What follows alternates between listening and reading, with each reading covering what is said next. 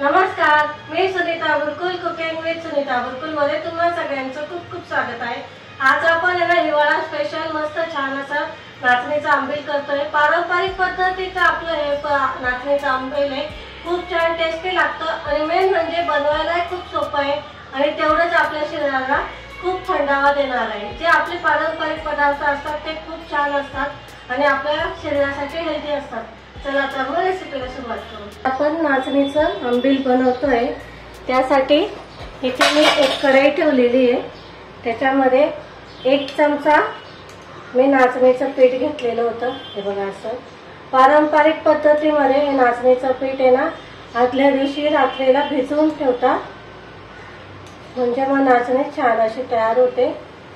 पण आपण इथे इन्स्टंट करतोय, पटकन होणारी। आता याच्यामध्ये आपल्याला पाणी घालायचं आहे। मी इथे 1 ग्लास पाणी घालते।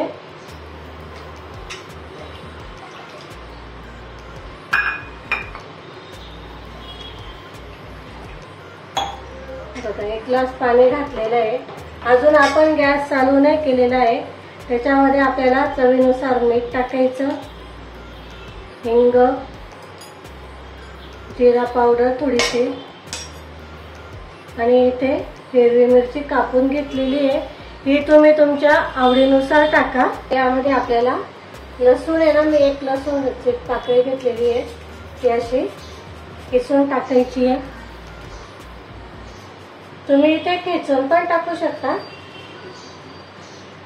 पण छान वाटते अशी। तर आपण मिक्स करून घेऊ चांगलं। हे बघा, आता हे किती पातळ दिसतंय, पण आपण जसं जसं शिजवू ना तसं तसं छान असं दाटसर होतं हे।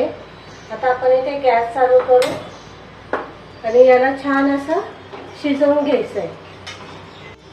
हे बघा, हे लगेच आहे ना शिजतं छान, याला जास्त टाइम नाही लागत। मस्त असं शिजलेलं आहे। आता हे बघू शकतात, घट्ट पण झालं आणि थोडंसं असं कलर पण चेंज झाला, मस्त अशी चकाकी पण आलेली त्याला।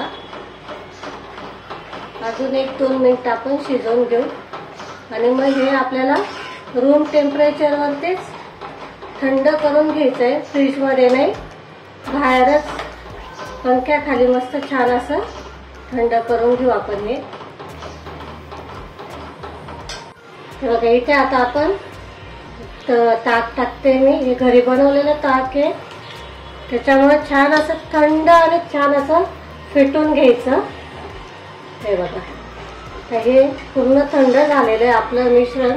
त्याच्यामध्ये मी हे ताक ओतून दिलेलं आहे, तर हे छान मिक्स करून घेऊ आपण। हे बघा, मी इथे रव्याने छान असं फेटून घेते, मिक्स करून घेते, म्हणजे काय होतं सगळं एकजीव मिक्स होतं। मग आपण घरी ताक बनवलेलं असतं ना, मग त्याच्यामध्ये थोडंसं गाठी गोठळ्या राहून जातात। मग अशी पद्धत केली ना की छान मस्त असं एकजीव होतं आणि राहत नाही मोठे। हे बघा, मस्त झालेलं आहे।